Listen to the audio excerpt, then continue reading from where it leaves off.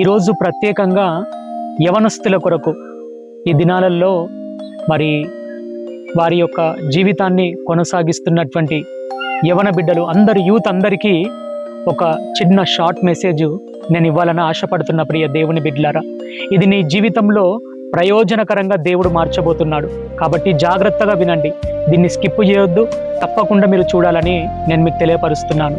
చూడండి, 1 తిమోతికి రాసిన పత్రిక 4వ అధ్యాయం 12వ వచనంలో, నీ యవనమును బట్టి ఎవడునూ నిన్ను తృణీకరింపనీయకుము గాని మాటలోను, ప్రవర్తనలోను, ప్రేమలోను, విశ్వాసములోను, పవిత్రతలోను విశ్వాసులకు మాదిరిగా ఉండని వాక్యం తెలియజేస్తున్నది. ప్రియ దేవుని బిడ్డలారా, ఈరోజు చాలామంది యవన బిడ్డలు వారి జీవితాలు ఈ లోకంలోని ఆశల వైపు చూస్తూ వారి జీవితాల్ని పాడు చేసుకుంటున్నారు. దేవుడు యవన బిడ్డల పట్ల, యవనస్తుల పట్ల ఒక గొప్ప ఉద్దేశం కలిగి ఉన్నాడు. ఈరోజు దేవుని రాజ్యం ఈ భూమి మీద స్థాపించబడాలంటే, దేవుని కొరకు గొప్ప కార్యాలు చేయాలంటే యవనస్తులు చాలా కీలకమైనటువంటి వ్యక్తులు. కాబట్టి ప్రియ యవని బిడ్డ, మరి యవన కాలంలో అన్నీ కూడా లోకంలో ఉన్న వాటన్నిటిని కూడా మనల్ని అట్రాక్ట్ చేస్తూ ఉంటాయి.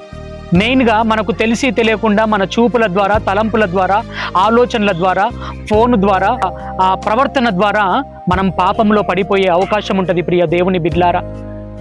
కాబట్టి ఈ మాటలు ఒక్కసారి మీరు జ్ఞాపకం చేసుకోండి. అయితే మీ యవనమును బట్టి ఎవరును కూడా మిమ్మల్ని తృణీకరింపనీయకుండా మీరు చూసుకోవాలి. ఎవరు కూడా మిమ్మల్ని హెచ్చరించకుండా మీరు జాగ్రత్తగా చూసుకోవాలి. మరి మిమ్మల్ని మీరే హెచ్చరించుకుంటూ వాక్య ప్రకారము మీ జీవితము మీరు జీవించినట్లయితే, మిమ్మల్ని మీరు సరి చేసుకున్నట్లయితే, మాటలోను, ప్రవర్తనలోను ఈ యవన కాలంలో నీ ప్రవర్తన జాగ్రత్తగా ఉండాలి. నువ్వు ఫలభరితమైనటువంటి జీవితాన్ని నువ్వు అనుభవించాలంటే పరిశుద్ధమైనటువంటి జీవితం జీవించాలి. నీ మాట సరిగ్గా ఉండాలి. అందరినీ ప్రేమించే వ్యక్తిగా ఉండాలి. ఈ రీతిగా నువ్వు దేవుని సన్నిధిలో నీ జీవితాన్ని దేవునికి, యేసు ప్రభుకు సమర్పించి నువ్వు ఉన్నట్లయితే నీ జీవితాన్ని దేవుడు మారుస్తాడు.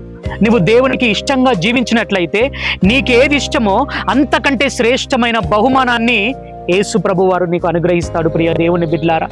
కాబట్టి యవన కాలంలో లోకం వైపు పరిగెత్తకండి, తల్లిదండ్రులను దూషించకండి, పెద్దవారు చెప్పే మాటలకు లోబడండి, దైవజనులకు లోబడండి.